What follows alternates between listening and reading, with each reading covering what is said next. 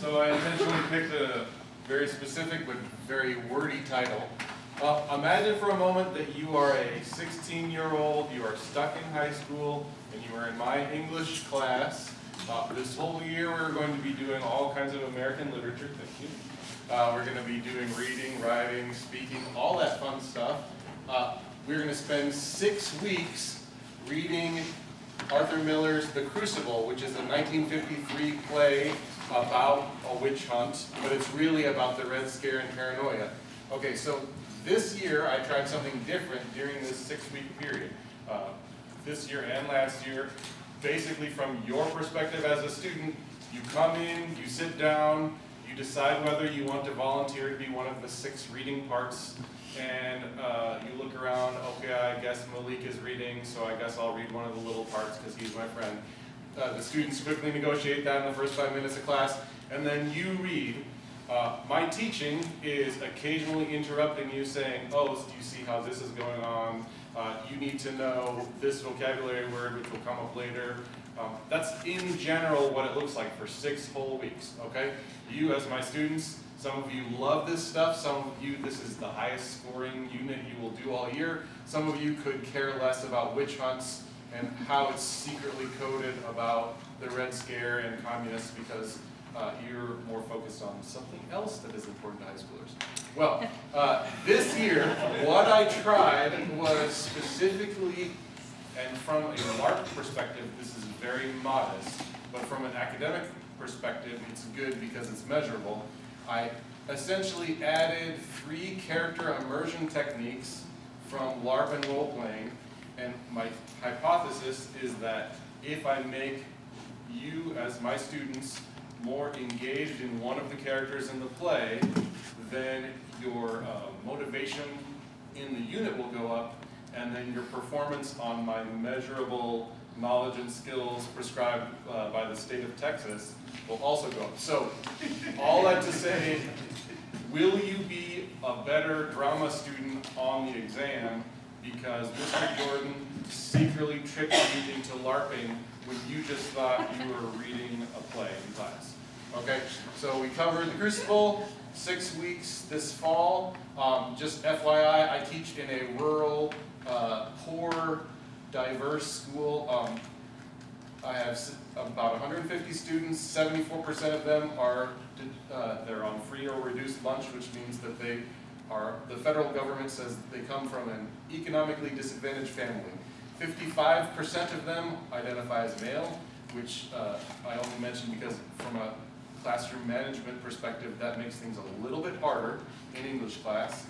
42% are Hispanic, 30% are white, 25% African American or black. That's what they and their parents call themselves. I only point that out to say it's a very mixed group. It's not the kind of group that goes to see plays for fun. Okay, so here are the 3 techniques that I use.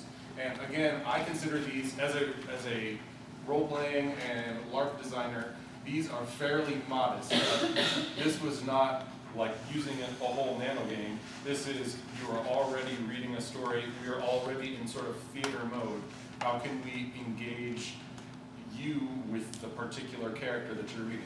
So the first, and the ones that, probably the only one that the students actually noticed that I did, was that I would have the same student in each class period read the 3 main characters. So Malachi would always be John Proctor for the whole 6-week period.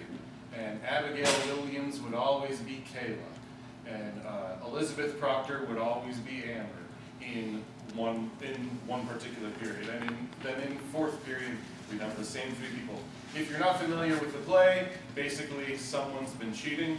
So eventually, when the marital infidelity threatens to be made public, various people start accusing each other of being witches in order to not be beaten as an adulterer in Puritan New England. And when you accuse one person of being a witch, then all of a sudden everyone is accusing everyone they don't like of being a witch, and things go downhill quickly. From the student's perspective, once they find out somebody's been cheating and somebody's been lying about cheating, their interest level goes up.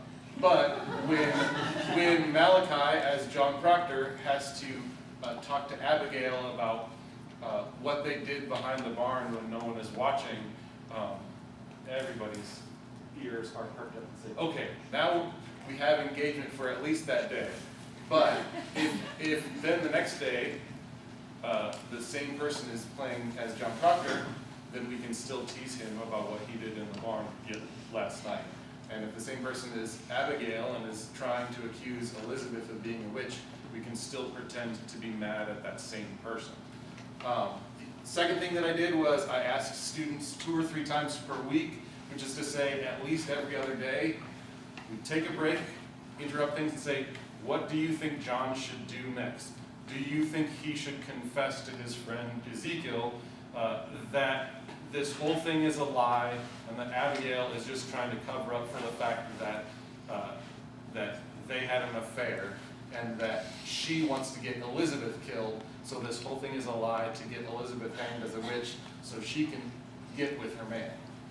I'll say, okay, if you were John, what would you do? That's a very basic teaching tool, but at the same time, it's essentially introducing character choice into a scripted reading of the play.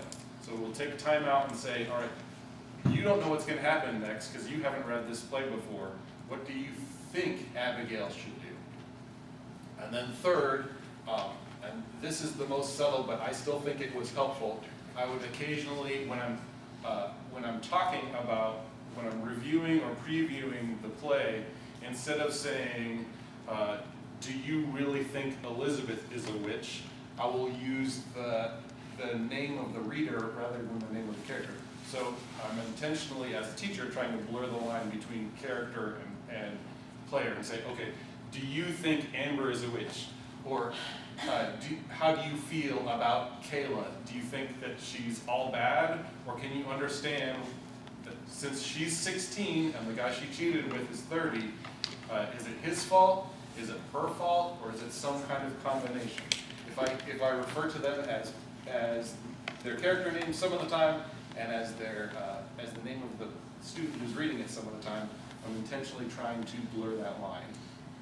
So when it came to test time to see if these 3 techniques made a difference, the 2 things, this is lovely legislative educational jargon for those of you who don't speak Texas educational jargon specifically. What I want to point out is that these 2 things which I'm required to teach in that unit and evaluate in that unit asked our students to basically make inferences about the theme and genre in a play and make inferences about the structure and the elements of drama and be able to point in the text where they got both the theme and genre and the structure and elements of the drama. So when I test them, this is what I'm testing them on. Can they understand the theme of the play, and do they understand the moving parts of the play? My results are that compared to last year, and I have the specific results which you can read in the paper if you are a number lover. In summary, the unit went from my 5th highest scoring unit, which is to say a relatively low scoring 6-week period out of the year, to my 2nd highest unit, which is almost the highest. Students not only had better test scores and quiz scores and daily assignment scores, they also had a much higher motivation in that unit than they did the previous year when we did drama, just based off of those 3 relatively modest changes. The limitations to this is, wouldn't it be lovely if I could get another teacher with another set of 150 students to teach it one way and then make only those 3 modest changes? Because who knows, maybe I was just a better teacher this year. Maybe that's where things changed. We can only hope that that's where it came from. Another couple of limitations are that I only had a certain number of special education and ESL students.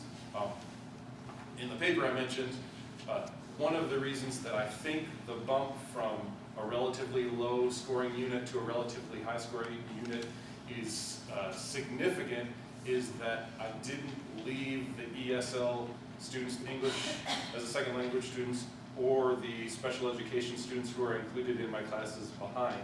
They had as much or more of an increase in their scores as the general education students. So when I mentioned I have a relatively small sample, specifically what I'm talking about is of the 150 students I have, about 10% are what's considered special education inclusion, which means they have some diagnosis that Texas considers more serious than dyslexia, but they can be held with some modifications to the same teaching standards as a general education kid.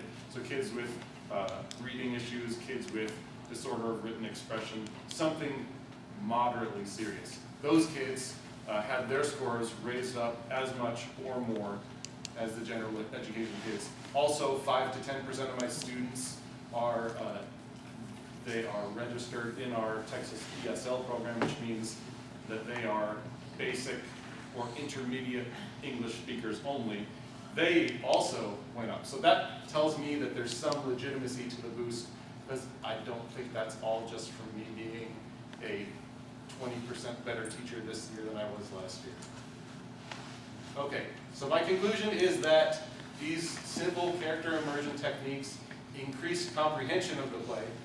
They definitely increased students' engagement in the play.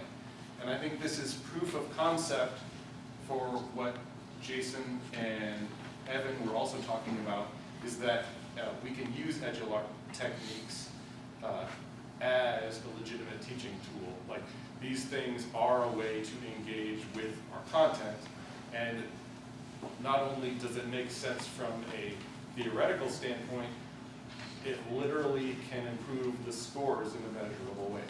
So my question for myself or any other elementary or secondary teachers in the room is, so what other areas can we apply, can we steal LARP techniques? Not only should we, in my opinion, be using LARP as a tool in class, I think in our non-LARP sections, we can creatively steal techniques and apply that to, so it's like, okay, how can I make this group activity more LARP-like if doing so will increase the student engagement? Because after all, our kids love games. Nobody's going to argue that. So if we can make some things game-like, apparently, we can actually increase the students' scores in a measurable way.